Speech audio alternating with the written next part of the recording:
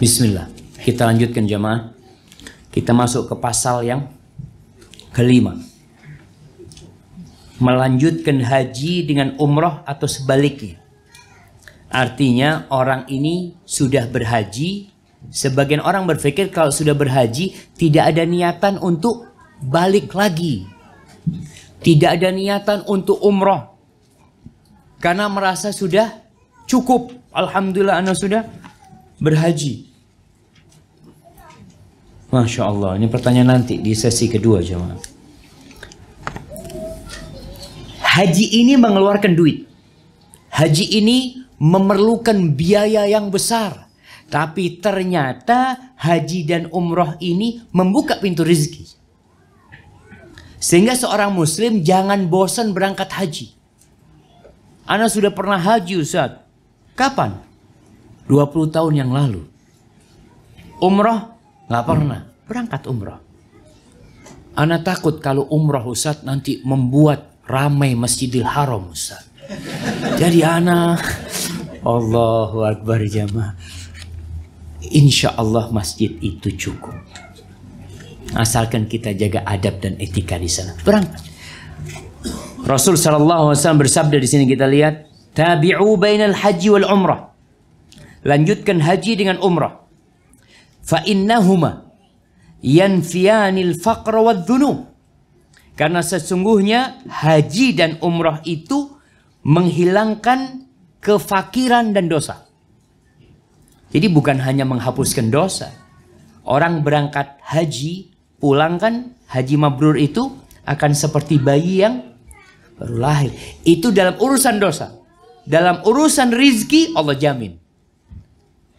Ini Allah akan berikan kepada dia yanfiyanil faqr wadh-dhunub kama yanfil kir khabathal hadid wadh-dhahab wal fiddah. Sebagaimana api, kir itu sebenarnya bukan api cuma. Masih pernah melihat pandai besi yang kuno. Kalau di Indonesia pandai besi dulu itu menggunakan bambu, 2 bambu dia untuk meniup apinya. Kir itu alat untuk meniup apinya itu. Sehingga api itu terbakar dan besi itu bisa melebur ya, kemudian karatnya bisa menghilang seperti itu. Walaysa lil haji wal mabrura thawabun illal jannah. Dan tidak ada balasan yang pantas untuk orang yang berhaji yang mabrur kecuali surga. Berkaitan dengan ini ana pernah ketika masa kuliah di Madinah dulu. Ana jadi koresponden, reporter radio. Ana selalu bertanya kepada jemaah haji, jemaah umrah.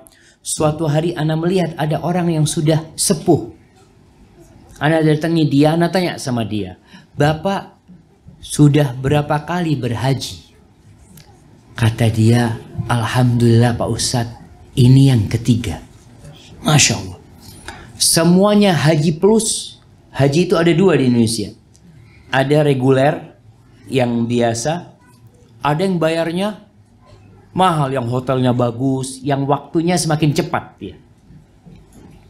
Ana bertanya, gimana Bapak bisa berhaji berulang kali? Dia bercerita, Ustadz, ketika ana haji yang pertama kali, ana bicara sama istri ana, nanti kalau kita pulang, kita punya rezeki, kita nggak usah daftar haji lah, kita bangun masjid. Akhirnya ana pulang, dapat rezeki, ana bangun masjid. Selesai masjid itu jadi, Allah kasih rezeki lagi Ustaz. Ana berangkat haji lagi. Ketika berangkat haji yang kedua itu, ana bilang sama istri, nanti kalau pulang udah nggak usah niat haji lagi lah. Kalau punya rezeki, kita aspal jalan. Di kampung dia kita aspal, orang kampung nih. Kita aspal jalan itulah. Kesian masyarakat. Ana pulang haji, di kampung ana aspal semua jalannya. Allah kasih rezeki lagi Ustaz. Ana berangkat lagi yang ketiga. Lalu kenapa ketika orang umroh mikir biaya besar? Padahal ini sedang cari rizki. Jadi antum kalau berangkat umroh, keluar duit berapa? Berapa ringgit kalau dari Malaysia? 6.000 ringgit. Ini sejatinya sedang investasi. Investasi, antum taruh 6.000, berangkat umroh, diganti berapa sama Allah? Allah kalau kasih nggak terhitung. Maka berangkat haji dan umroh. Ketika rizkinya sempit, urusan haji nih jemaah. Ingat selalu bahwasanya punya kereta itu tidak wajib. Punya rumah itu tidak wajib. Tapi haji itu wajib. Dan jangan menanti tua mau berhaji. Jemaah haji Indonesia itu 70% disebutkan. Itu sudah sepuh dan berpenyakitan. Entah kenapa. Apakah karena memang mereka baru mampu setelah tua? Atau memang menunda-nunda? Karena ada orang yang mampu, dia pikir ana mau beli rumah dulu. Ana mau beli kereta dulu. Ana mau nikah dulu. Setelah menikah, punya anak. Nanti insya Allah saat anaknya 2 tahun, ana berangkat haji. Anak 2 tahun, lahir yang satunya lagi. Nanti lagi setelah 2 tahun sampai puluhan tahun terkadang nggak berangkat haji kecuali ketika umur 50 tahun. Umur 60 tahun. Ingat, ibadah haji ini ibadah fisik, harta dan hati. Ada orang yang memiliki harta tapi fisiknya lemah. Nggak wajib buat dia berangkat haji. Tapi ketika antum sehat, punya harta, wajib berangkat. Sebagian orang berpikir, Ustadz belum ada panggilan. Nabi Ibrahim udah panggil dari dulu. Wa adzin fin nasi bil hajj. Tapi antum nggak mau dengerin panggilan Allah. Maka ini termasuk salah satu cara mendapatkan rizki. Dan terlihat jemaah. Antum bisa buktikan dalam kehidupan ini. Orang yang sering berangkat umroh itu nggak berkurang hartanya. Bahkan dia bisa memberangkatkan umroh orang banyak. Dia berangkat umroh pertama sendirian. Berangkat kedua bersama istri. Berangkat selanjutnya bersama anak. Berangkat selanjutnya bersama teman-teman dia. Maka berangkatlah umroh. Ketika punya rizki langsung berangkat umroh. Seorang berpikir, ana mau putar duit itu. Apa diputar duitnya? Rolling ya, dia mau cari usaha lain atau apa. Maka salah satu usaha berangkat umroh dan haji. Pasal ke-6, silaturrahim. Nah, apa makna rahim? Kebanyakan orang memahami, entah di Malaysia ini, tapi di Indonesia, silaturrahim itu diterjemahkan dengan berkunjung, berziarah, berkumpul seperti ini. Kadangkala pembawa acara mengatakan alhamdulillah kita bisa bersilaturahim di tempat ini. Padahal rahim itu artinya kerabat. Silah itu menyambung. Jadi yang menyambung hubungan kerabat kita. Bagaimana menyambungnya? Tidak harus dengan berkunjung. Tapi bisa dengan harta. Bisa dengan telepon. Bisa dengan ucapan selamat. Karena tidak harus berkunjung ke rumahnya. Apabila silaturahim ini tidak difahami dengan benar, sebagian manusia berpikir dia orang yang menjaga silaturahim padahal tidak. Dia memiliki banyak kawan, tapi tidak dekat dengan anak pamannya. Dia tidak dekat dengan pamannya sendiri. Berarti dia bukan orang yang pandai silaturahim. Karena rahim itu, para ulama menyebutkan rahim itu apakah yang hanya mahram? Tidak. Jadi kerabat lah. Baik yang kerabat dari nasab. Ada kerabat yang kita dapatkan dari nasab kita. Dan itu rahim yang inti. Bisa jadi kerabat kita yang kita dapat dari menikah. Mertua kita. Itu istrinya kita ambil. Ada anak-anak yang Masya Allah. Anaknya diambil ke rumahnya, tapi dia nggak pernah berbuat baik sama mertuanya. Malah mertuanya dia jelek-jelekan. Rasul SAW bersabda, lihat nih. Hadis yang diriwayatkan Imam Bukhari. Man sarrahu, ini ada yang salah jamaah, tolong diperbaikin tulisan bahasa Arabnya ini. Man sarrahu ayyubsata. Ini yusto ya. Yang betul ada baknya. Man sarrahu ayyubsata lahu fi rizqi wa ayyun sa'alahu fi athari falyasil rahimah. Kata Nabi SAW, barang siapa yang ingin rizkinya diluaskan, umurnya dipanjangkan, maka hendaklah dia menyambung rahimnya. Khususnya sama orang tua. Dan buat para istri, surganya seorang anak adalah orang tuanya, ayah ibundanya, baik itu lelaki atau perempuan. Tapi seorang perempuan ketika sudah menikah, maka surga dan neraka seorang wanita adalah suaminya. Hendaklah para perempuan ini membantu suaminya untuk berbakti sama kedua orang tuanya. Karena sebagian perempuan merasa berat ketika suaminya transfer fulus buat orang tuanya. Ketika suaminya berbagi rizki pada orang tuanya. Maka tatkala itu ingat dengan hadis ini. Suaminya dengan memberi orang tuanya sedang mencari rizki. Jadi ketika suami ini ngasih orang tua, bukan berarti duit itu habis. Bukan. Ini sedang cari rizki. Salah satu pintu rizki adalah berbakti sama orang tua. Kunjungin orang tuanya, berbagi. Tapi ada perempuan jamaah yang belum mampu hatinya menerima suami berbagi sama orang tuanya. Caranya bagaimana? Ketika berbagi sama orang tua, jangan melaporkan kepada istri. Iya, kita jaga hati istri kita. Terkadang dia belum mampu. Dia mungkin tersenyum. Boleh aku kasih ibuku? Oh boleh, boleh. Silakan. Padahal dalam hati kecilnya dia, ya Allah, ibunya lagi. Ada yang seperti itu. Kita perlu menjaga hati istri kita. Tapi ada perempuan yang sudah sampai tingkatannya, dia memang sudah menjadikan hidupnya untuk suaminya. Apa yang membuat suaminya berbahagia, dia berbahagia. Bahkan bisa jadi harta si istri diberikan kepada suaminya untuk diberikan kepada orang tuanya. Ada yang sampai tingkatan seperti ini. Kalau dapat yang seperti ini, syukurin. Supaya ditambah sama Allah. Allah tambah rizkinya buat kita. Maka ingat, yang ingin diluaskan rizkinya, ibu-ibu ketika melihat rizki suaminya agak sulit, maka coba dia beli sesuatu lalu berikan kepada suaminya. Bang, tolong kirimkan kepada orang tua abang.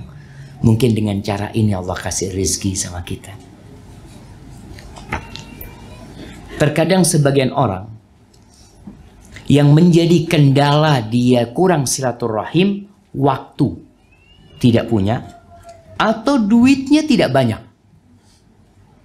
Dua kendala ini ada jaminan dari Rasulullah SAW dipenuhi.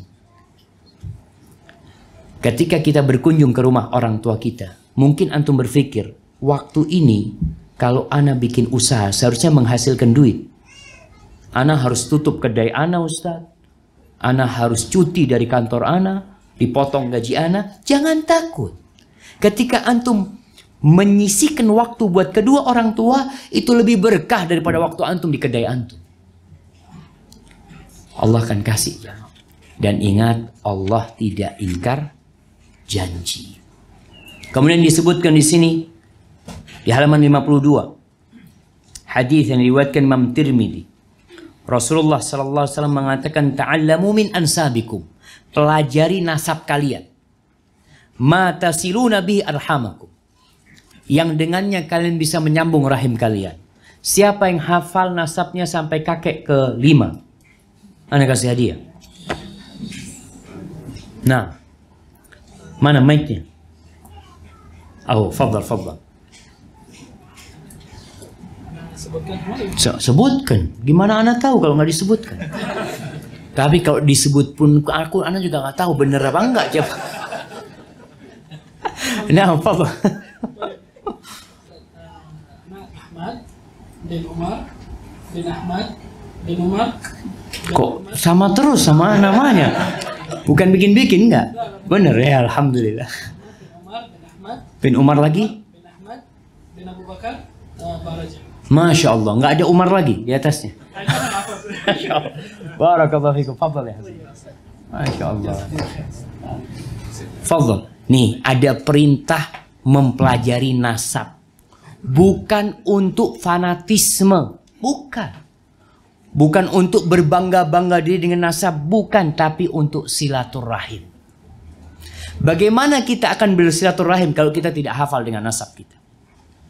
Dan di antara keutamaan bangsa Arab itu jamaah, mereka menjaga nasab mereka. Dan setelah datangnya Islam, Nabi SAW menyuruh kita untuk menghafal nasab kita. Jadi tolong kalau bisa ditulis. Sehingga tatkala kita meninggal dunia, ada buku nasab yang diberikan kepada anak kita. Nina, ini keluarga ayah. Jangan sampai dia di sekolah satu bangku sama saudaranya nggak kenal. Karena hidupnya sudah nafsi-nafsi. Maka ini perintah Nabi SAW. Lalu beliau sebutkan, fa inna silaturrahim mahabbatun fil ahl. Sesungguhnya silaturrahim itu menumbuhkan kecintaan terhadap keluarga. Musratun fil mal. Atau musarratun fil mal. Dia menjadi pembanyak harta. Harta bisa berlimpah ruah dengan silaturahim. Munsa'atun fil umur. Dan bertambahnya usia. Alhamdulillah sekarang ini ada banyak sarana teknologi yang perlu dimanfaatkan. Contohnya bikin grup di WhatsApp buat keluarga. Bikin grup di Facebook. Antum cari keluarga antum. Tulis nama kakek antum yang kelima. Kemudian lama-kelamaan kan mungkin akan bertambah. Anak fulan bin fulan bin fulan bin fulan akan bertemu di sana. Kalau tidak bisa kopi darat. Kopdar, tahu kopi darat ya Mak? Istilah ada bahasa Indonesia kopdar. Kopi darat itu apa bahasa Malaysianya? Biasanya kopinya itu di Facebook. Akhirnya ketemu di kedai. Ngeteh jamaah. Ngeteh artinya biasa ketemu di mana? Di Facebook, ketemu di yuk kita kopdar biasanya mereka, kopi darat nih kita ngeteh ya. Ngeteh lah jamaah. Jadi sekali-kali artinya agar berjumpa, oh ini ternyata saudara ana yang selama ini namanya fulan, oh ini namanya fulan. Perlu diadakan paling tidak umpamanya setahun sekali ketika Idul Fitri. Kita adakan perjumpaan, umpamanya kita sewa hall ini untuk keluarga aja. Itu namanya silaturahim. Kalau sama teman-teman ketika di college dulu kumpul, itu bukan silaturahim. Itu apa namanya? Reuni. Apa dapat pahala silaturahim? Nggak dapat ya mah. Beda, itu hanya persahabatan saja. Baik, ini hadis Nabi SAW. Kemudian nih di hadis yang keempat di halaman 53, masya Allah jemaah. Nabi SAW mengatakan, man sarrahu an yumadda lahu fi umrih wa yuwassa' alaihi fi rizqi wa yudfa' anhu mitatasu' falyattaqillah wal yasir rahimah. Ditambah lagi nih pahala silaturahim. Yang pertama, umurnya dipanjangkan, rizkinya diluaskan. Yang ketiga, apa? Terhindar dari su'ul khatimah. Terhindar dari su'ul khatimah. Wallahi jamaah, kita tidak tahu bagaimana akhir hayat kita. Maka banyak-banyak silaturahim, bertakwa sama Allah supaya mati husnul khatimah. Kemudian di hadis yang ke-6 ini, di sini disebutkan inna a'jalat ta'ati thawaban silaturahim. Sesungguhnya ketaatan yang paling disegerakan pahalanya, artinya pahalanya di dunia itu kita dapatkan apa? Silaturahim. Jadi pahala itu ada dua, fid dunya wa fil akhirah. Dan doa kita, Rabbana atina fid dunya hasanah wa fil akhirati hasanah. Nih, kalau antum mau cari pahala yang segera di dunia, maka silaturahim. Hatta inna ahla baitin, subhanallah, la yakunu fajarah Sampai ada satu keluarga yang ahli maksiat pun. Ahli maksiat. Fatanmu amwaluhum wa yakthur adaduhum idza tawasalu. Hartanya berlimpah ruah. Kemudian anak-anak mereka banyak. Berkah hidupnya gara-gara silaturahim. Wa ma min ahli baitin yatawasalun fayahtaju. Disebutkan tidak ada satu keluarga yang saling bersilaturahim kemudian mereka saling memerlukan. Gak ada. Kalau kita bicara mengentas kemiskinan, ada program pemerintah, insya Allah di Malaysia pun seperti itu. Ada program mengentas kemiskinan.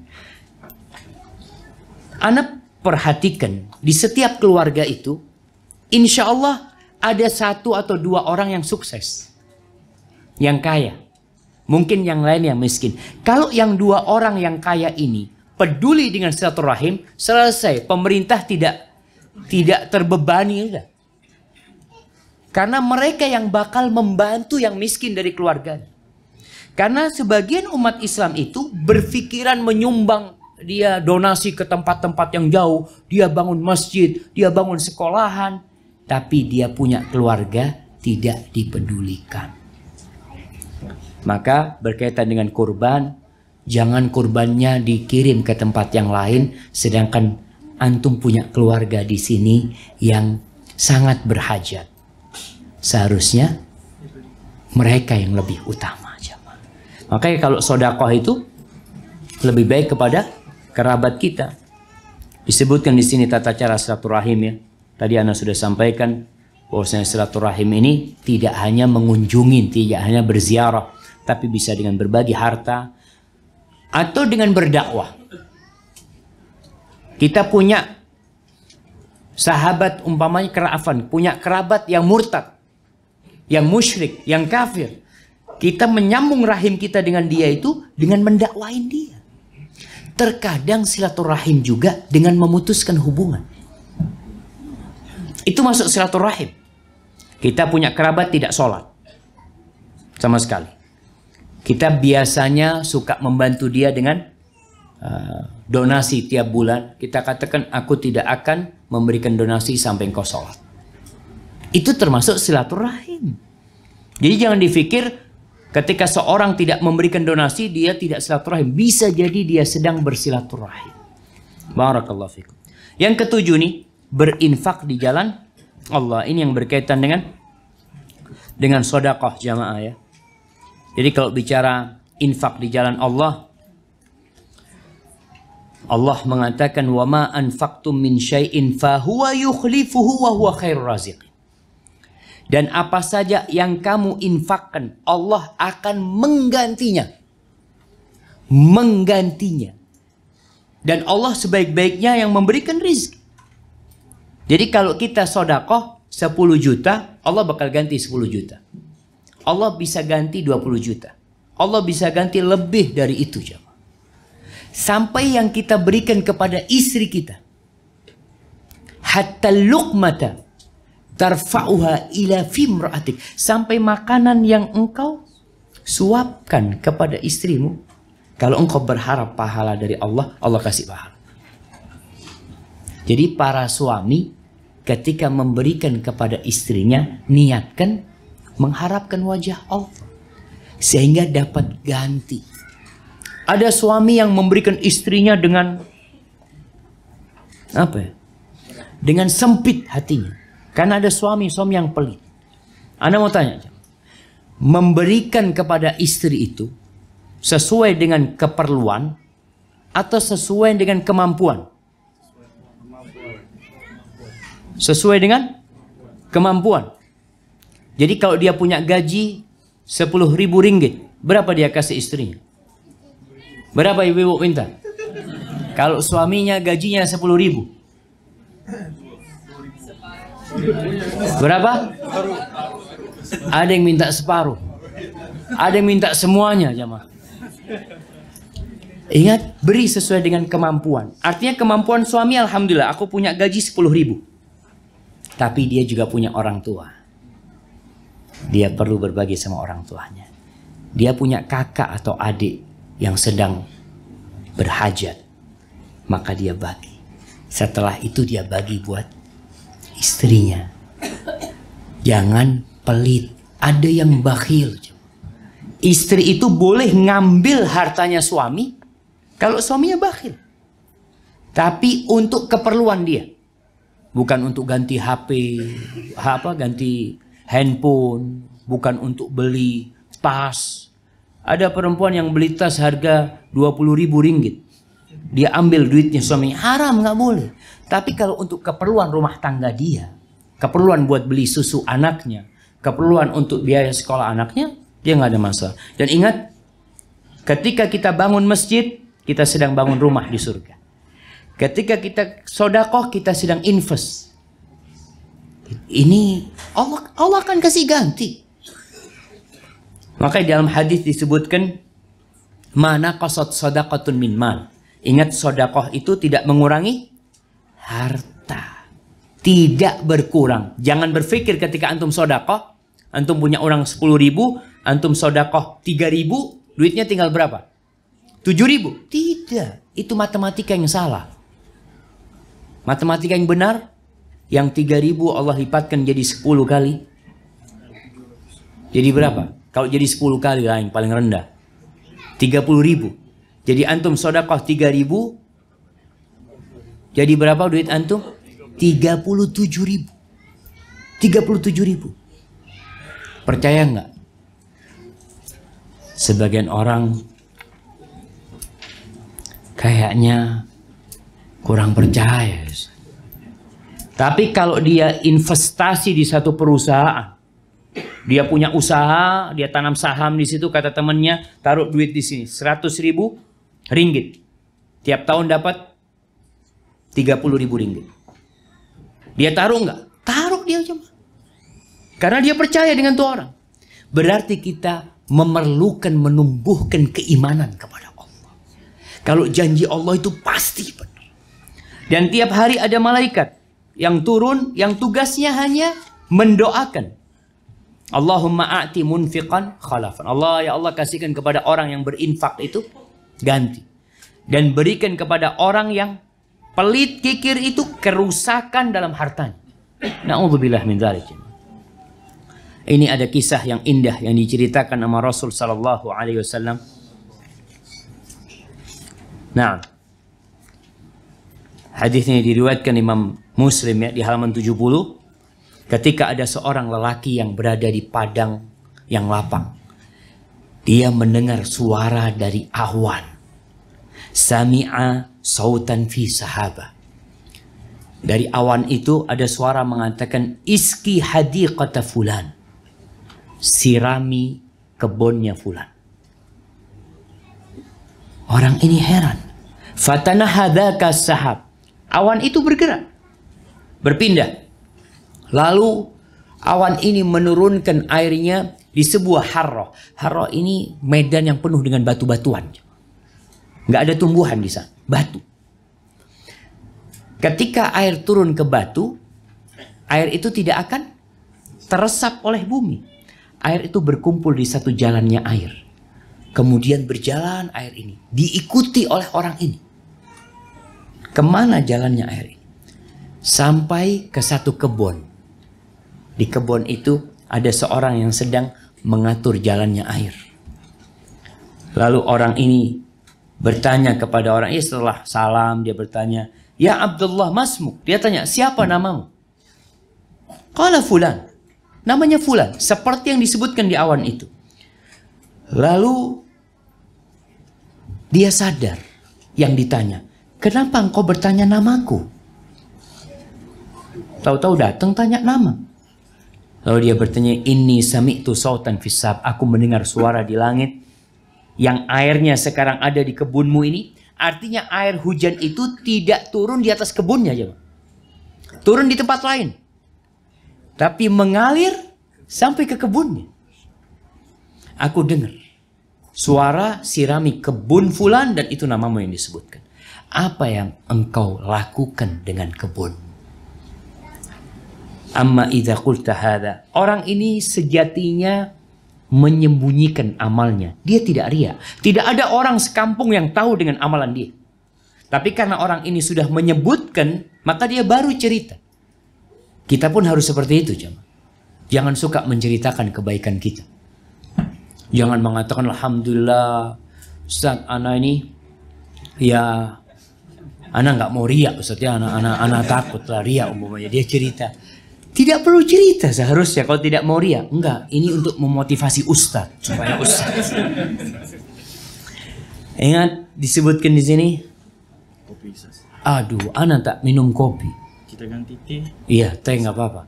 Jazakallah khair, jazakallah khair. Seharusnya nggak boleh nolak rezeki, jamaah. Tapi berikan yang lainnya. Yang lebih baik. Ini lihat, orang ini membagikan, fa inni anzuru ila ma yakhruju minha. Aku melihat kepada hasil kebunku ini. Fa atasaddaq bi thuluthi. Aku bersedekah dengan 1/3. Itu sedekah dia, jamaah. Wa akulu ana wa iyali thulutsan. 1/3-nya aku makan bersama keluargaku. Wa aruddu fiha thuluth. 1/3-nya untuk modal lagi. Ditanamkan lagi. Jadi kalau kita bicara sedekah paling tidak antum 1/3.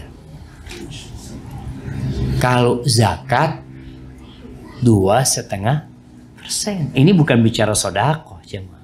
Dan ada orang kaya tidak wajib zakat. Ada orang kaya raya tidak wajib zakat. Ini sebagian ulama dijelaskan, fulan dalam kitab Syiar A'lamin Nubala dikatakan fulan orang kaya raya tidak wajib sedekah. Karena setiap akhir tahun duit dia itu tidak sampai nisab. Kan kita syaratnya zakat itu cukup haul dan sampai nisab. Dia punya, kita kasih contoh, dia punya duit 1 juta. Dia punya gaji tiap bulan 100.000 ringgit. Wajib zakat enggak? Belum 1 tahun, belum cukup haul. Tiap bulan dia keluarkan itu harta. Sampai akhir tahun tinggal 10.000 ringgit. Atau tinggal 5.000 ringgit. Wajib zakat? Nggak ada dia. Cuma ini duitnya. Maka jadilah orang kaya tapi tidak wajib zakat. Enak nggak ya? Enak nggak enak juga kata sebagian. Ingat, jadi berusahalah kita kalau punya harta disisihkan. Di Solo, ini ada ngomong yang Baraja. Anda dapat cerita dari satu orang Baraja di Solo. Orang ini setiap membeli sesuatu, beli 2 aja. Beli baju, 2. Dia kasih belanja, uang belanja, nafkah buat istrinya, 2. Mamanya dia kasih istrinya 5.000 ringgit. 5.000 ringgit itu dia berikan kepada pondok pesantren, yayasan yatim piatu, selalu seperti itu. Baju 2, semua beli 2. Suatu hari dia beli mobil 2. Dia beli kereta 2. Ketika itu anaknya berbicara, ayah, kalau baju 2 nggak apa-apa, kereta 2 ini gimana, kata dia. Satunya buat anak-anaknya lah, kata. Apa kata ayahnya? Nak, Abah tidak ingin naik kereta di dunia aja, nak. Abah juga ingin naik kereta di padang mahsyar nanti, nak, kata dia. Dia bagikan. Karena kalau yang kita pakai itu selesai, kita mati udah. Tapi yang kita sedekahkan itu yang akan mendampingi kita. Masya Allah. Ini yang hadir tidak dikasih teh.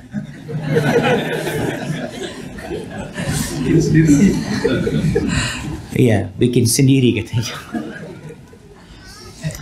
Jadi sedekah secara umum. Kemudian yang ke-8, memberi nafkah orang yang fokus menuntut ilmu.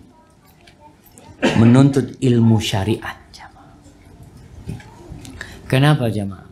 Orang kalau menuntut ilmu umum, biasanya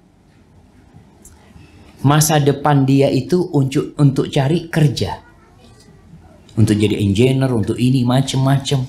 Menuntut ilmu agama, ya kita lihatlah kondisi mereka. Terkadang sekolahan-sekolahan Islam ini, Anda dengar yang di Kuala Lumpur juga kurang dipedulikan. Kalau yang umum-umum itu gedungnya bagus, Masya Allah. Tapi kalau yang agama gimana? Biaya sendiri. Biaya sendiri. Subhanallah jemaah. Masuk surga itu tidak mudah. Butuh perjuangan. Kita lihat nih. Apa dalilnya kalau memberi nafkah penuntut ilmu agama itu, orang yang menuntut ilmu agama, ingat, itu sedang di jalan surga. Man salaka tariqan yaltamisu fihi ilman, barang siapa yang meniti jalan menuntut ilmu, sahalallahu lahu bihi tariqan ilal jannah. Allah akan memudahkan bagi dia jalan menuju surga. Ini Allah akan memudahkan. Kita ketika memberi kepada orang-orang yang nuntut ilmu agama, contohnya ada fulan, orangnya cerdas, tapi tidak punya biaya, kita yang biayai. Berangkat dia ke pesantren, berangkat dia ke tempat menuntut ilmu agama, maka di sini Anas bin Malik meriwayatkan, "Kana akhwani ala ahdi Rasulillah sallallahu alaihi wasallam, fa kana ahaduhuma ya'ti an-nabiy sallallahu alaihi wasallam, wal akhar yahtarif. Fa syaka al-muhtarif akhahu ila an-nabi sallallahu alaihi wasallam, fa qala la'allaka turzaqu bi." Ada dua bersaudara di masa Nabi alaihi salatu wasallam, yang satu ini mendatangi Nabi untuk belajar menuntut ilmu, yang satunya bekerja. Mau tidak mau, yang bekerja ini dialah yang membantu adiknya yang nuntut ilmu. Lalu dia mengadukan kepada Nabi SAW. Artinya dia ingin adiknya juga membantu dia bekerja. Tapi apa jawab Nabi SAW? La'allaka turzaqun bihi. Engkau itu bisa jadi dapat rezeki gara-gara dia. Jadi jangan difikirkan rizkimu itu karena kerjamu aja. Rizki itu bisa jadi dengan engkau membantu adikmu, engkau mendapatkan rizki.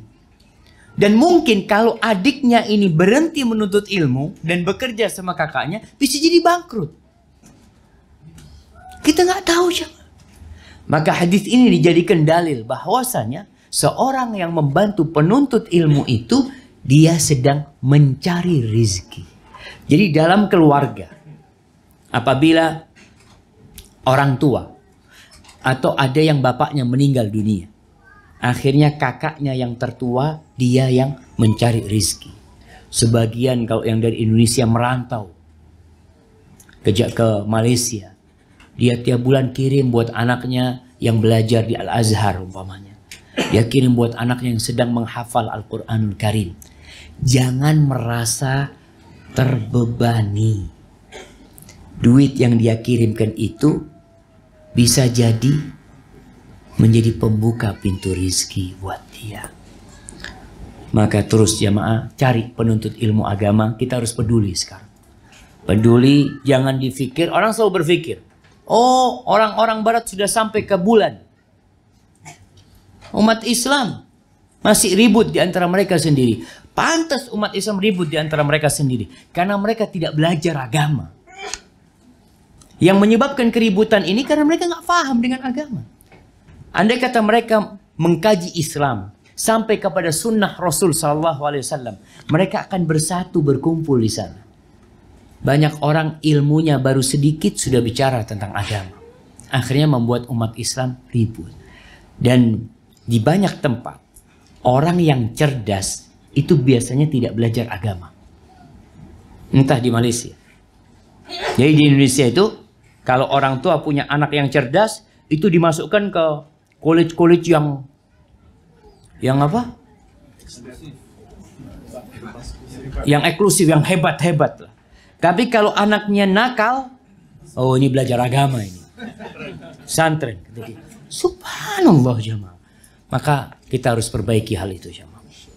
Kemudian yang ke-9, berbuat baik kepada orang-orang lemah. Ini penting jamaah. Ketika antum membantu fakir miskin, jangan merasa antum berbuat baik sama dia.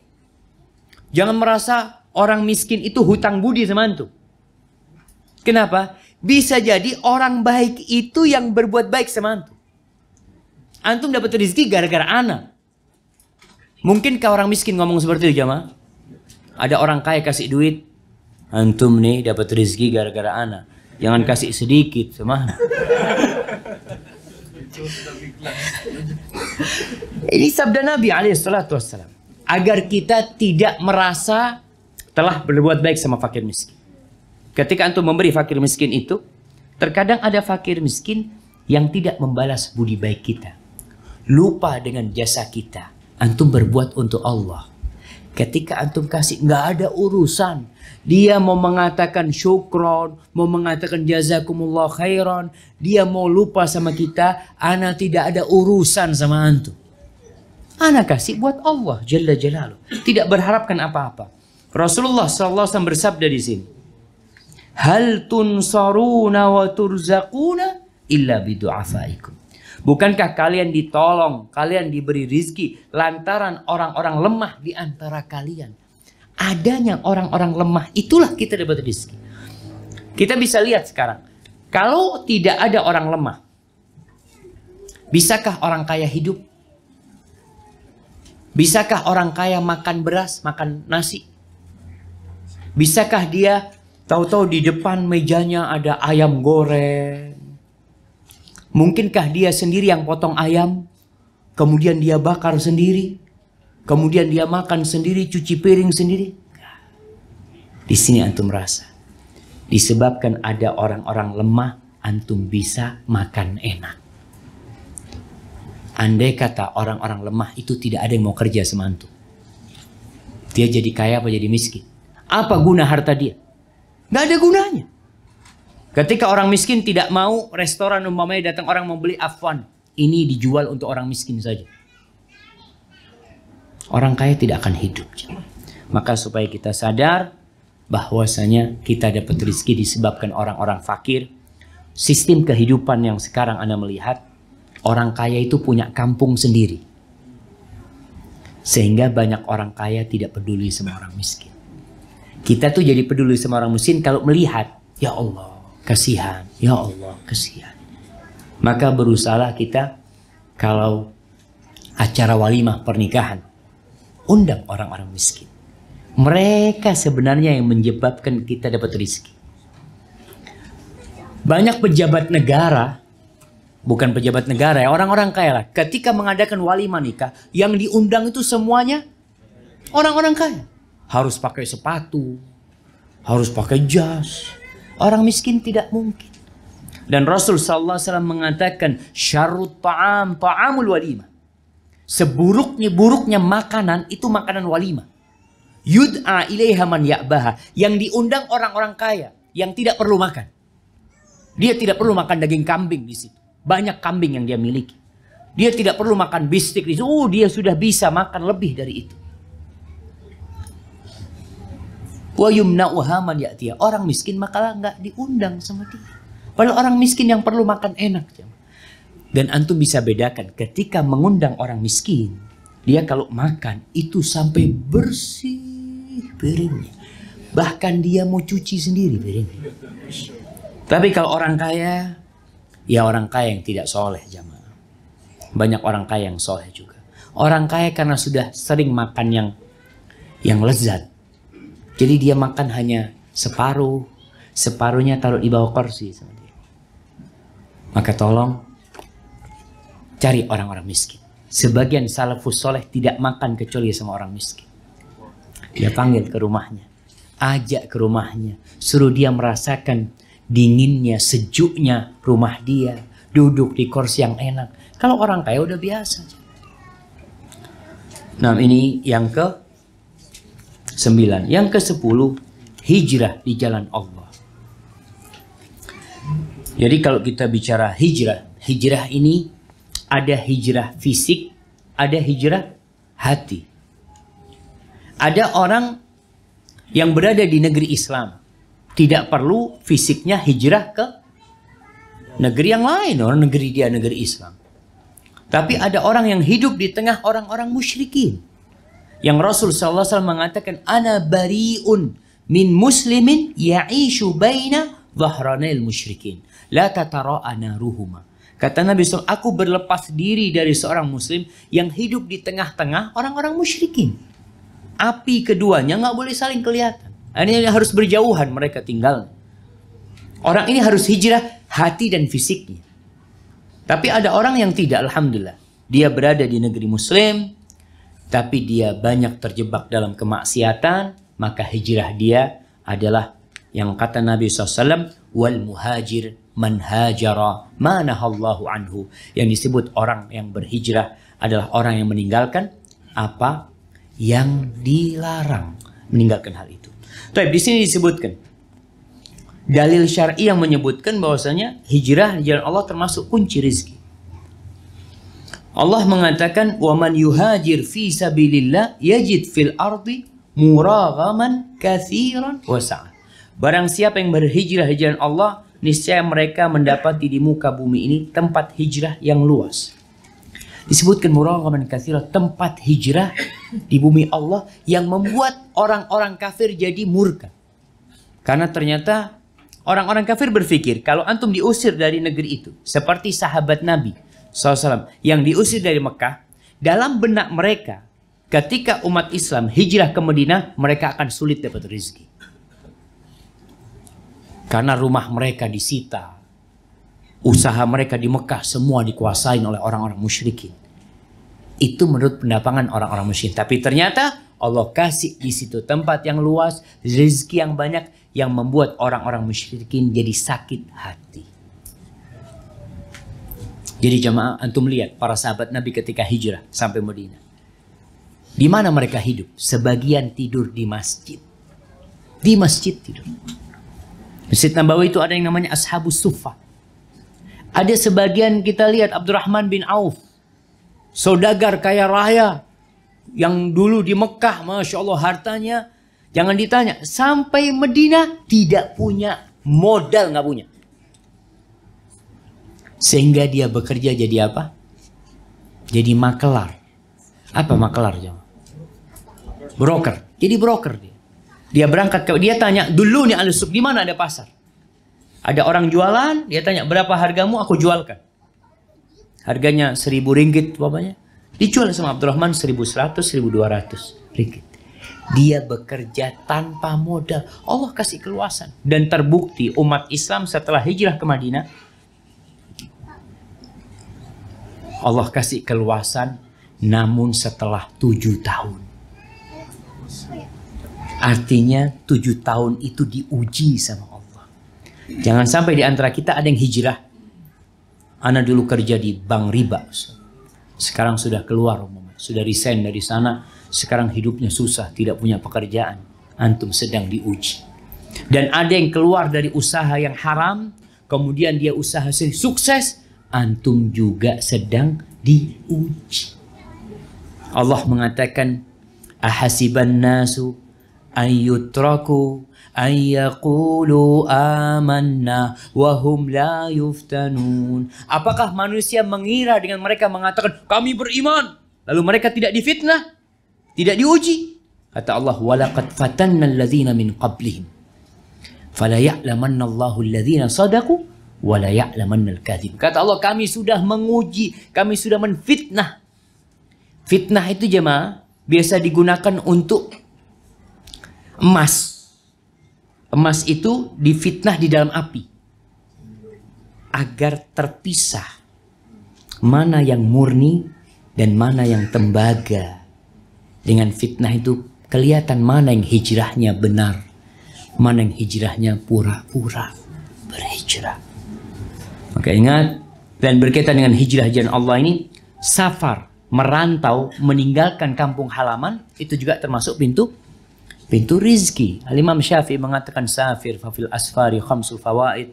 Kalian melakukan perjalananlah, sungguhnya perjalanan itu ada 5 faedah. Sebutkan 5 faedahnya. Merantau.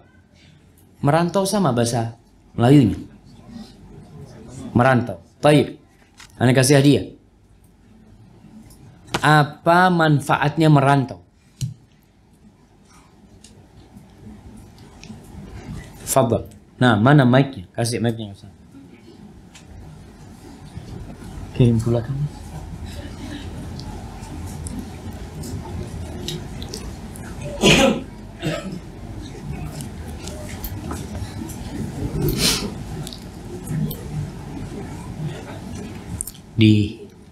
Nah, dinyalakan dulu.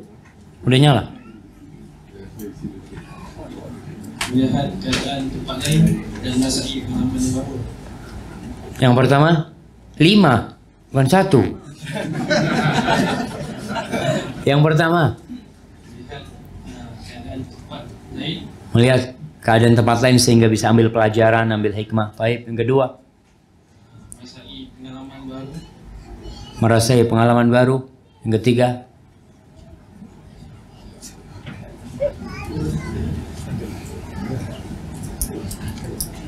apalagi yang ketiga?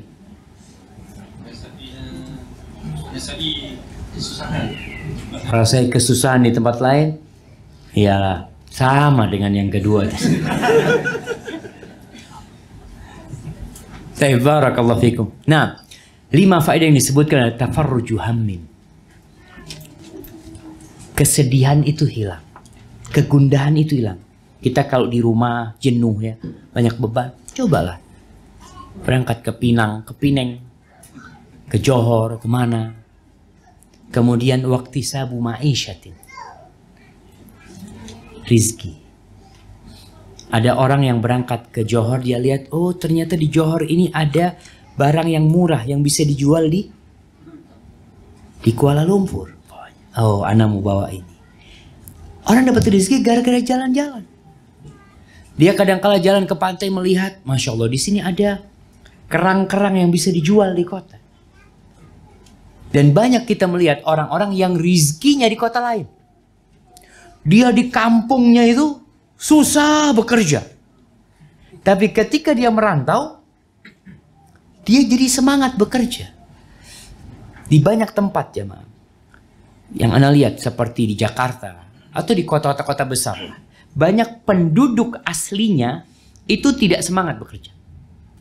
Yang semangat bekerja itu perantau. Orang-orang pendatang. Makanya kadang-kadang antum kalau di kampung sendiri nggak semangat tuh udah berangkat. Karena kalau di kampung sendiri kita kerja nggak kerja masih bisa makan di rumah orang tua. Tapi kalau di kampung orang antum nggak kerja nggak makan. Waktu sabu ma'isyatin wa ilmun wa adabun wa suhbatu majid.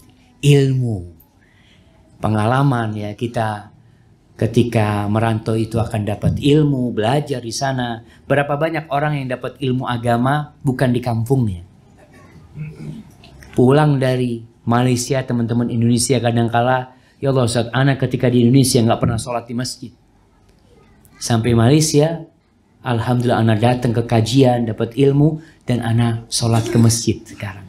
Ada perempuan yang mungkin dulunya tidak pakai tudung, tidak pakai jilbab. Ketika dia mengadakan safar, kemudian dia pulang dapat ilmu, kemudian dia tobat kepada Allah. Yang keempat, adab dan etika. Kita belajar etika. Oh ternyata orang-orang di tempat itu peduli dengan sampah. Nggak ada yang buang sampah sembarangan. Di sebagian tempat orang buang sampah itu di sungai. Dia naik motornya, dia lempar. Ketika antum melihat itu bagaimana perasaan antum? Oh ini adab yang tidak baik. Kemudian yang kelima, berteman dengan orang-orang yang baik. Itu faedah melakukan perjalanan, kita berjumpa dengan orang-orang yang baik sehingga kita dapat manfaat dari mereka. Itu jamaah kunci-kunci rizki. Dan ana tambahkan satu, yang ke-11, doa. Setiap hari Nabi SAW berdoa minta rizki. Allahumma inni as'aluka ilman nafi'an wa rizqan tayyiban wa amalan mutaqabbala. Ibnu Katsir menyebutkan dalam Al-Bidayah wa Nihayah cerita tentang 4 ulama di Mesir yang mereka penuntut ilmu hadis pada tahun 300-an Hijriah. 4 ulama ini kehabisan bekal. Dia menuntut ilmu, kehabisan bekal. Lalu diundi, siapa nih yang mau cari ini? Yang mau cari makan nih kata dia. Diundi di antara 4 itu ada 1 orang yang diperintahkan, ini antum yang tugas antum keluar cari antum. Dia malu mau minta-minta sama. Akhirnya dia sholat di masjid tempat dia menginap di sana. Dia berdoa, terus dia berdoa minta sama Allah. Tahu-tahu ada yang datang, utusan raja. Utusan raja datang. Mana Fulan bin Fulan, kata dia. Kata dia, oh itu kata dia. Kata dia, ana disuruh raja ngantarkan duit. Dikasih 1000 dirham. Oh 1000, jangan ditanya 1000 dirham itu. Dia dikasih 1000 dirham. Setelah itu rajanya senantiasa memberikan santunan tiap bulan. Ketika dia berdoa, raja itu sedang tidur siang. Raja itu bermimpi bertemu Nabi SAW. Mengatakan kasih Fulan. Kasih Fulan tuh orang-orang yang sedang memerlukan. Tuh doa jemaah. Jangan meremehkan doa. Allah mengatakan ud'uni astajib lakum. Minta aku kasih. Mau minta apa saja. Dan jangan sampai kita menjadi orang yang lemah. Kita berpikir orang malas itu adalah orang yang tidak mau bekerja. Ternyata orang yang paling malas adalah orang yang tidak bisa berdoa. Nabi SAW mengatakan al-ajiz man ajiza anid du'a. Au a'jazun nas man ajiza anid du'a. Orang yang paling malas, yang paling lemah adalah orang yang tidak bisa berdoa. Kalau antum bekerja mengangkat batu, butuh energi. Sehingga bisa jadi orang, aduh berat, kata dia. Tapi doa nggak bisa.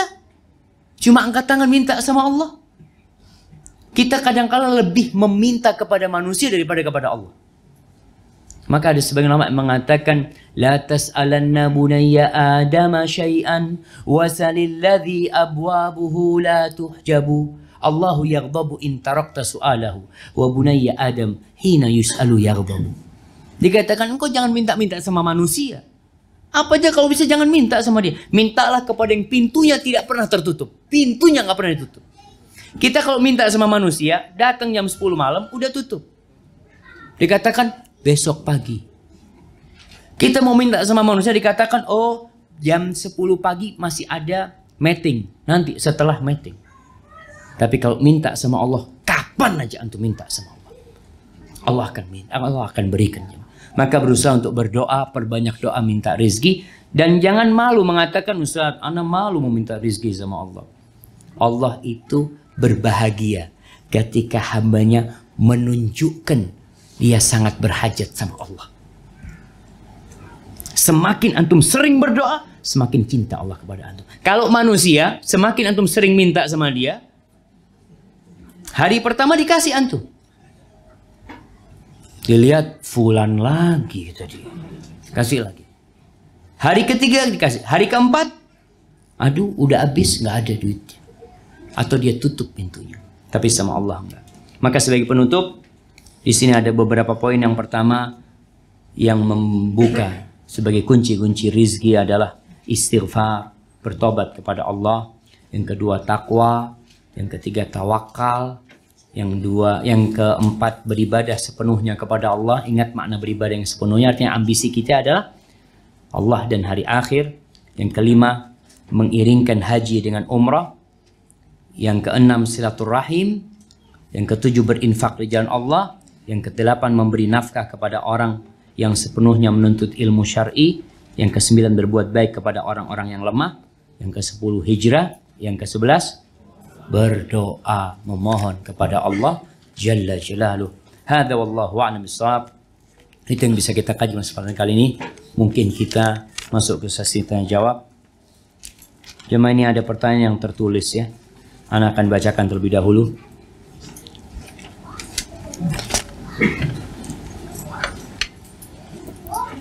Masya Allah. Kenapa Abu Tolha kok dikasih sendok ustadznya? Oh, untuk ngaduk sendiri ustadznya gitu kan. Masya Allah. Jadi mau minum suruh ngaduk dulu nih jemaah. Bismillah. Oh, bukan teh tarik ini hari. Barakallahu fikum. Ustadz, kami ingin membantu saudara yang susah. Tapi kami lihat kalau mereka ada duit, ada rezeki, mereka menggunakan untuk sesuatu yang tidak bermanfaat. Bagaimana sikap kami kalau suatu saat mereka minta bantuan? Iya. Ini juga jadi dilema. Artinya ada orang-orang dari kerabat kita yang kalau kita bantu, duit yang kita berikan nggak bermanfaat buat mereka. Digunakan untuk beli rokok, untuk hal-hal yang tidak berguna. Maka tugas kita tatkala melihat mereka melakukan itu, tetap kita membantu tapi tidak memberikan duit. Pokoknya kita belikan beras. Kita tanya, antum perlu apa?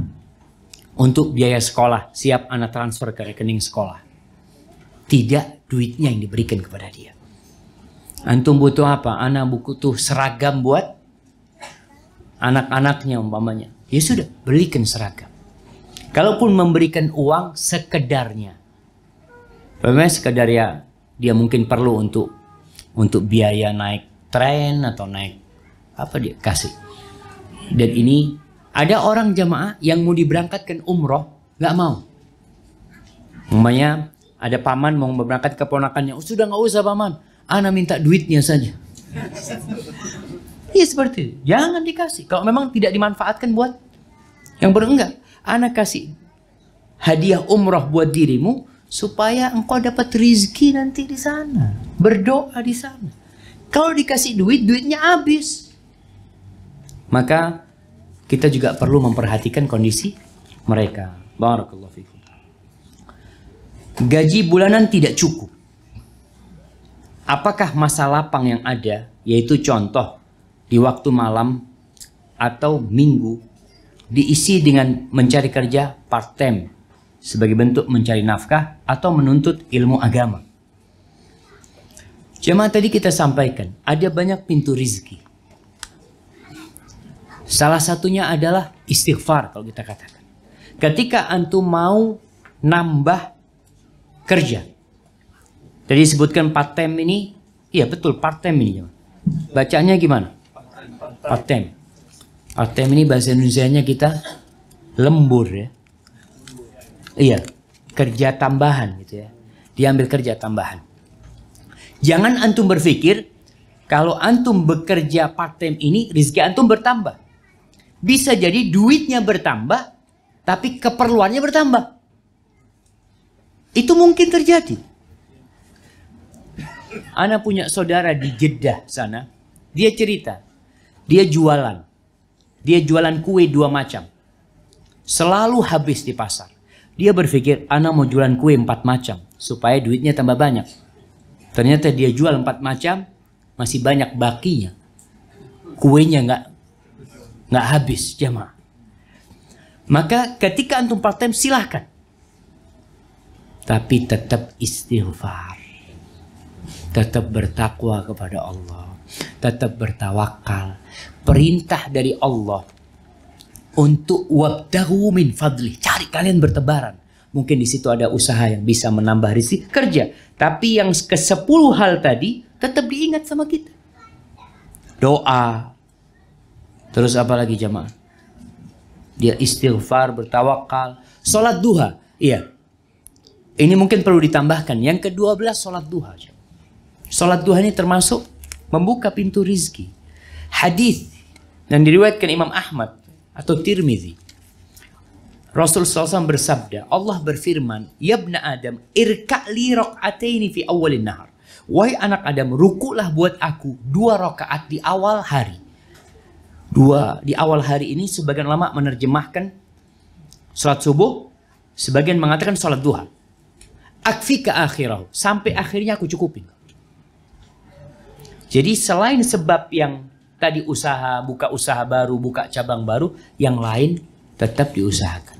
Jadi kalau bicara menuntut ilmu, berusaha untuk menuntut ilmu. Nanti Allah cukupi. Hadza wallahu a'lam bissawab.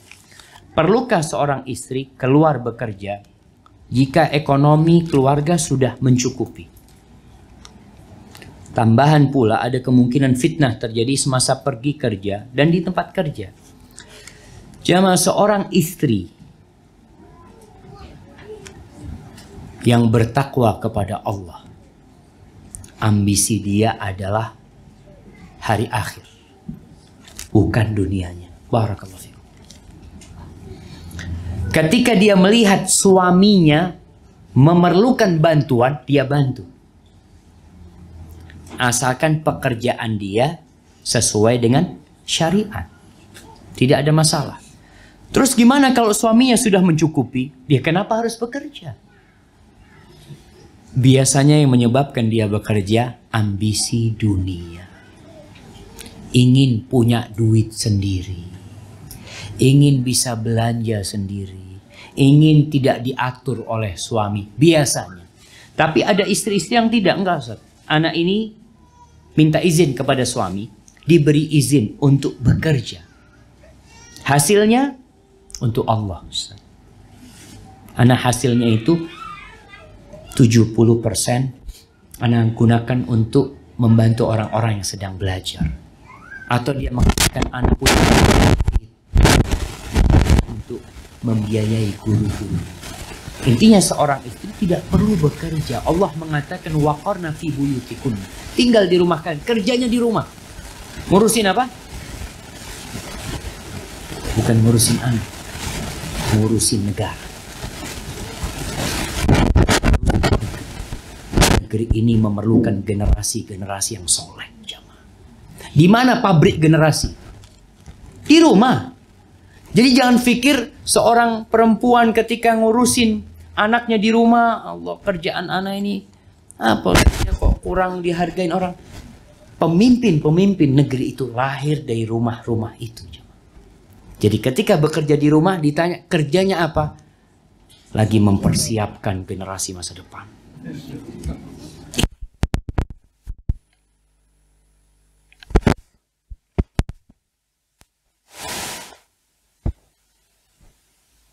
Biar suami yang kerja. Dan ingat, tugas memberikan nafkah itu 100% tugas siapa? Suami. Istri ini ratu jemaah. Ya, ratu. Permaisuri. Tugas suami itu terima kasih. Terima duit, kasih istri. Jadi terima kasih. Terus dia. Itu tugasnya seorang suami. Jadi seorang wanita seharusnya di rumah itu alhamdulillah suaminya pulang, jazakallah khair, masyaallah dia kasih. Dan jangan merasa istri, saat anak kalau minta terus sama suami jadi nggak enak. Itu kewajiban suami. Jangan dipikir suami ketika memberi istri dia telah berbuat baik. Kamu terima kasih sama aku. Bukan, abang yang terima kasih sama aku. Aku yang ngurusin anak-anak semuanya. Jadi makanya ana rasa perempuan tetap di rumah. Kalau ada kerjaan yang bisa dilakukan di rumah. Tanpa menelantarkan kewajiban dia sebagai seorang istri. Tanpa merusak muruah dia sebagai seorang muslimah. Fadhal dikerjakan. Barakallahu fikum.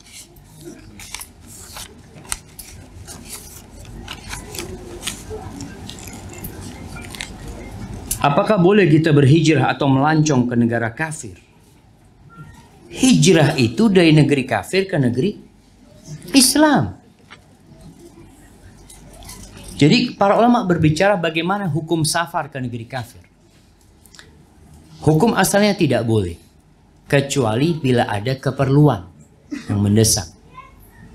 Contoh, ke negeri kafir memang ada perdagangan yang harus dilaksanakan di sana. Atau ke negeri kafir dalam rangka menuntut ilmu yang tidak ada di negeri dia. Mau tidak mau ilmu ini harus dibawa ke negeri dia. Tapi para ulama menyebutkan berangkatnya dia ke negeri kafir itu dengan syarat. Salah satu syaratnya dia harus memiliki keimanan yang kuat. Jangan sampai pulang dari negeri kafir bawa ilmu yang diinginkan oleh negaranya, oleh negerinya, tapi imannya ditinggal di sana.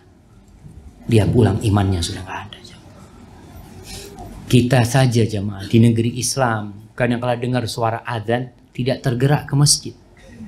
Bagaimana di negeri yang sepanjang hari tidak mendengar suara azan? Maka perlu diperhatikan kenapa harus berangkat ke negeri kafir. Ada saudara-saudara kita yang alhamdulillah Anda lihat di Belanda banyak umat Islam. Di London, kemudian di Perancis banyak umat Islam. Mereka hidup dalam risk yang tinggi sekali. Mungkin bapaknya bisa menjaga Islam, tapi belum tentu anaknya. Ada anak-anak yang na'udzubillah menjadi murtad. Bahkan Ana punya teman dari Jamaika, dia cerita, dia datang ke teman yang ada di Amerika. Dia punya anak perempuan yang sudah remaja. Dilihat, anakmu yang perempuan mana? Sudah tidak ada. Maaf, mungkin sudah jadi pelacur. Sudah jadi anak-anak nakal. Karena di negeri sana, ketika anak itu umur 17 tahun atau 18 tahun, itu orang tuanya tidak bisa mengatur anaknya lagi. Si anak bisa melaporkan bapaknya kepada polis. Bapakku seperti ini. Na'udzubillah. Maka bagi yang tinggal di sana, dia punya resiko yang tinggi. Jadi lihat, kalau ngana di sana alhamdulillah bisa jaga diri, bahkan bisa berdakwah, ya mudah-mudahan ada manfaatnya. Adakah kita perlu tinggalkan negara kita yang aman untuk pergi hijrah tempat lain yang kita rasa suka untuk menuntut ilmu di sana? Jadi kalau kita aman di negeri kita, tapi kita hendak menuntut ilmu di negeri lain, tafadhol. Jadi tidak disebut hijrah sejatinya, tapi dia sedang merantau menuntut ilmu, kemudian dia balik lagi ke negeri. Baik, ini pertanyaan terakhir, Anda rasa atau ada yang lain? Apakah berkira-kira atau menghitung-hitung perbelanjaan makanan bagi memastikan gaji bulanan mencukupi dianggap sebagai kedekut? Apa kedekut? Ini bahasa Melayu. Kedekut, Masya Allah. Bahasa Nusantara. Dilarang agama. Perlu dilihat. Ada orang jamaah pelit, tapi tidak ngomong pelit. Enggak Ustaz, ini untuk berhemat. Bahasanya. Ini untuk mengatur jalannya ekonomi. Ya kalau memang tujuannya itu tidak ada masalah. Dia tidak pelit, artinya dia tahu ini gaji ana cuma 1.000 ringgit. Biasanya laki-laki jamaah kalau masih miskin, gajinya dikasihkan semua kepada istrinya. Ini duitnya harus cukup.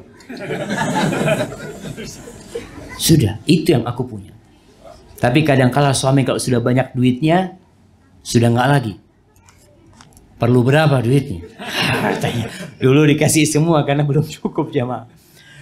Maka kalau menghitung-hitung, tujuannya memang untuk memastikan biaya listrik sekian, biaya ini sekian, tidak masalah. Tapi tidak menghalangi dia untuk bersedekah. Karena sedekah itu termasuk salah satu kunci rezeki. Seperti itu. Barakallahu fikum. Apakah wajib memberi uang pada ibu bapak yang keperluannya sudah sedia ada mencukupi, tetapi anaknya pula yang kurang mampu? Jamaah rahimakumullah, anak ketika memberi orang tua, ketika memberi ibu bapaknya, tidak harus ibu bapaknya itu perlu. Bisa jadi pemberian dia itu hadiah. Subhanallah, bapak ibu itu kalau diberi sama anaknya, itu berbahagia bukan karena jumlahnya, tapi berbahagia karena kepedulian anaknya. Anaknya ingat sama bapaknya. Mungkin yang diberikan anaknya, bapak ibunya bisa beli 10. Tapi ketika anaknya yang memberi, itu akan berada dalam hati bapak ibunya, nggak dilupakan. Jadi sang anak, tolong anak ini, ketika datang ke rumah bapak ibunya, mungkin beli apalah sesuatu ke orang tuanya. Hanya untuk memberikan hadiah supaya bapak ibunya berbahagia. Karena silaturahim termasuk kunci rizki. Jadi apa yang antum berikan kepada bapak ibu antum, itu akan diganti sama Allah. Maka tidak harus banyak. Tapi kalau seorang anak, Ustaz, ana masih perlu, Ustaz. Ya kalau antum masih perlu, antum puasa Senin Kemis. Sisihkan duit buat orang tua. Jamaah, kita bisa lakukan itu demi mencari rezeki, tujuannya berbagi sama orang tua. Ini pertanyaan terakhir. Ustaz, saya anak laki-laki yang tua. Ibu saya sudah kehilangan suami Kemana suaminya? Meninggal maksudnya. Ana pikir hilang suaminya, kemana? Dan saya punya adik-beradik yang lain. Soalan saya, antara keperluan berbakti dengan keluarga dan menikah, mana lebih afdol? Iya. Ini pertanyaan sering ana ditanyakan. Ada seorang ibu yang takut bila anaknya menikah, nanti anaknya lupa sama ibunya. Sehingga banyak orang tua menunda pernikahan anaknya. Jangan dulu menikah. Jangan dulu menikah. Kenapa? Karena banyak di masyarakat yang sudah menikah nggak berbakti lagi sama orang tuanya. Nggak peduli lagi sama adik dan kakaknya. Dia hanya memikirkan diri sendiri. Memikirkan bininya, memikirkan istrinya dan anak-anaknya. Oleh karena itu, ingat firman Allah di surah Al-Ahqaf ayat 15. Allah mengingatkan nih para anak. Allah mengatakan, hatta idza balagha ashuddahu wa balagha 40 sana, ketika anak ini sampai ke puncak masa mudanya, sampai umur 40 tahun, dia berdoa mengatakan, Rabbi auzi'ni an ashkura ni'mataka allati an'amta 'alayya wa 'ala walidayya wa an a'mala salihan tardah wa aslih li fi dhurriyyati inni tubtu ilaika wa inni minal muslimin. Seorang anak ketika dia umur 40 tahun, biasanya sudah kaya. Biasanya sudah punya rumah. Biasanya sudah punya keluarga, punya anak. Banyak di antara mereka yang tidak peduli sama keluarganya, sama orang tuanya. Karena dia merasa punya kewajiban bersama istri dan anak-anaknya. Allah ingatkan, baca doa. Engkau itu ada karena ada orang tuamu. Maka mohon bantu hamba untuk bersyukur kepadamu dan bersyukur kepada kedua orang tua. Jadi, kalau Anda lihat apa yang harus antum lakukan? Yang pertama, tunjukkan kepada ibu antum kalau antum anak yang berbakti. Yang kedua, cari istri yang siap membantu antum berbakti sama orang tua. Sampaikan kepada istri, Ana punya ibu dan punya adik-adik. Sebagian perempuan jamaah itu melihat calon suaminya ini menanggung beban keluarganya, dia nggak mau. Berat buat dia. Karena apa? Oh, nanti gajinya akan dibagi sama orang tua, dibagi sama kakak beradiknya. Dia lupa bahwa ketika suaminya berbagi sama orang tuanya, suaminya sedang membuka pintu rezeki yang lainnya. Jadi semuanya pintu rezeki. Maka ketika antum mau menikah, cari istri yang soleha, yang siap untuk berbakti sama orang tua, ibu antum, dan mendampingi antum untuk menjaga anak-anaknya. Jabir bin Abdullah, ketika bapaknya meninggal dunia, Jabir bin Abdullah menikah dengan janda. Dia menikah dengan janda. Ditanya sama Rasul SAW, halla bikron, Jabir kenapa nggak nikah sama gadis? Itu dia. Engkau bisa bercengkrama, senang-senang sama dia. Janda ini kan susah jemaah. Janda ini kadang-kala ingat sama suaminya yang dulu. Jadi sama suaminya yang sekarang, kalau suaminya melakukan tindakan yang tidak baik, dia ingat sama suaminya yang dulu, ingin kembali kepada suami yang dulu. Ditanya sama Nabi SAW, kenapa engkau tidak menikah dengan bikir, dengan gadis? Kata Jabir, ya Rasulullah, bapakku meninggal dunia, meninggalkan adik-adik, anak-anak yang banyak yang masih kecil-kecil.